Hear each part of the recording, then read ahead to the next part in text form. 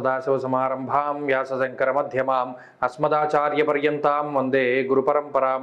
జ్యోతిషాస్త్రాన్ని భావితరాల వారికి ప్రసాదించిన ఋషుల యొక్క పాదపద్మాలకి నమస్కారం చేసుకుంటూ, అలాగే నాకు ఈ జ్యోతిష విద్యను నేర్పిన గురువర్యులు జ్యోతిష బ్రహ్మ కీర్తిశేషులు శ్రీ ఈరంకి సూర్యనారాయణమూర్తి గారు, సూర్యశ్రీ దైవజ్ఞ గారి యొక్క పాదపద్మాలకి నమస్కారం చేసుకుంటూ, ఓం శ్రీ మహాగణాధిపతి నమః, శ్రీ గురుభ్యో నమః, హరి ఓం. వీక్షకులందరికీ నమస్కారం. సింహరాశి వారికి పంచానన యోగ ప్రభావం మిశ్రమమైనటువంటి ఫలితాలని ఇస్తూ ఉన్నది. రాశ్యాధిపతి అయినటువంటి రవిగ్రహం అష్టమ స్థానంలో సంచారం చేస్తూ ఉన్నారు.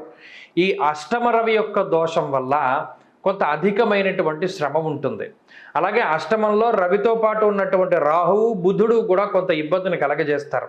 దీనివల్ల మాట పట్టింపులు, ఇచ్చినటువంటి మాట నిలబెట్టుకోలేకపోవడము, 10 మందిలోనూ కూడా మీరు పలానా టైంకి వస్తానని చెప్పారు, మీరు మాట ఇచ్చారు, మాట తప్పారేంటి అనేటువంటి విధంగా ప్రతి ఒక్కరూ మాట్లాడేటుకునేటువంటి విధంగా, మిమ్మల్ని ప్రశ్నించేటువంటి విధంగా ఈ గ్రహ సంపత్తి ఉంటుంది.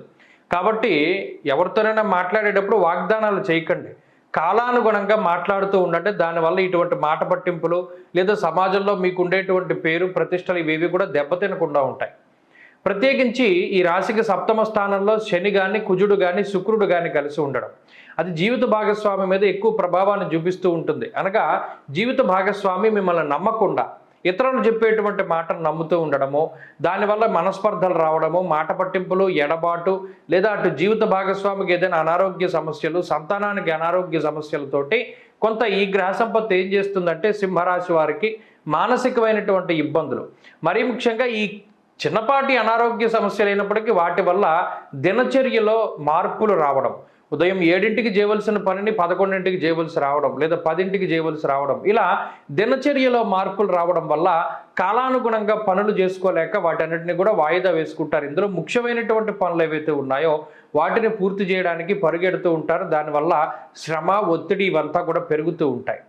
ప్రత్యేకించి ఉద్యోగపరమైనటువంటి చికాకులు ఏవి కూడా ఈ రాశి వారికి లేవు. భాగ్యస్థానంలో గురుడు యోగ్యమైనటువంటి స్థానంలో ఉన్నారు. ఈ వారం మొత్తం చంద్రబలం ఉంది కాబట్టి అడపాదడప చిన్నపాటి ఇబ్బందులు, ఒడిదుడుకులు వచ్చినప్పటికీ ఉద్యోగంలో వాటిని దాటి ముందుకు వెళ్ళగలిగేటువంటి శక్తి ఈ గ్రహస్థితి మీకు సంప్రాప్తం చేస్తుంది.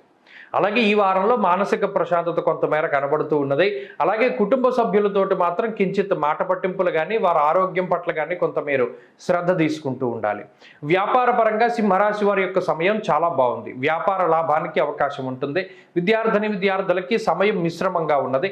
మరీ ముఖ్యంగా విదేశీయాన సంకల్పం ఉన్నటువంటి వారు మాత్రం కొంత సఫలీకృతులయ్యేటువంటి అవకాశం ఉంటుంది. అనగా విదేశాలకి ప్రయాణం చేయడానికి ఈ గ్రహస్థితి ఉపకరిస్తుంది. స్త్రీలకు ప్రత్యేకించి ఈ గ్రహస్థితి మానసికమైనటువంటి ఇబ్బందులను కలగజేస్తుంది. ఆరోగ్యం పట్ల శ్రద్ధ అవసరం.